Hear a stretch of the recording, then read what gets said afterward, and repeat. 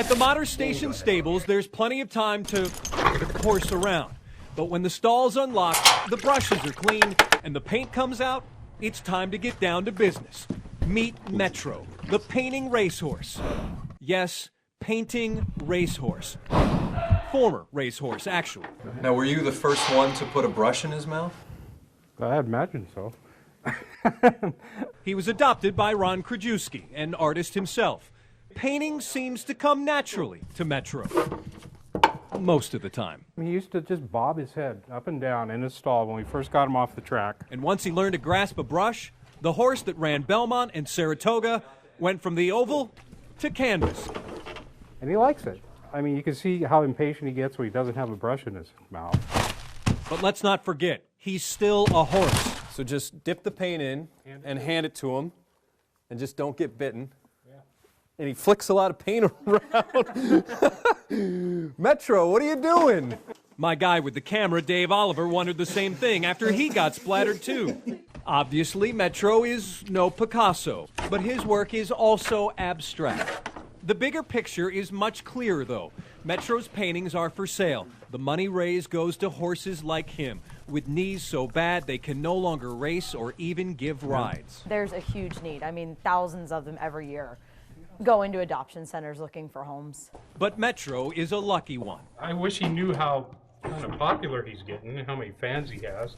After racing through life, this horse can now stand, relax, and paint. I called Pinnacle Health kidney transplant program, and I made what was probably one of the strangest phone calls I've ever made in my life, which is, "Hi, my name's Steve Turner. You don't know me. Would you be interested in my kidney?" I mean, how do you make a call like that? Altruism, defined by Webster as unselfish regard for or devotion to the welfare of others. Altruism, as defined by those in the kidney donation program, is Stephen Turner. He's a busy man with an important high-pressure job as chief counsel of the Commonwealth.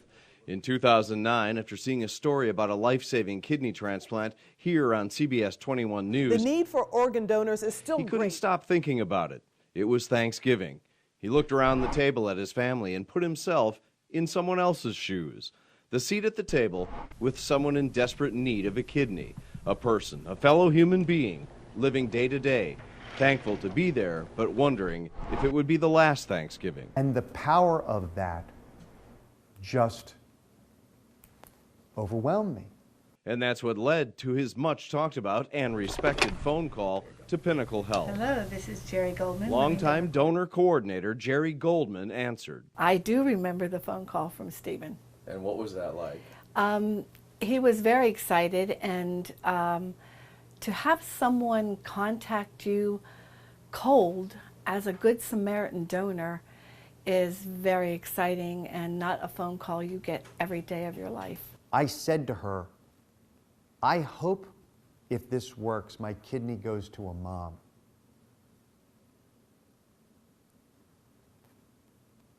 Because I couldn't imagine a mother dying while her children are watching.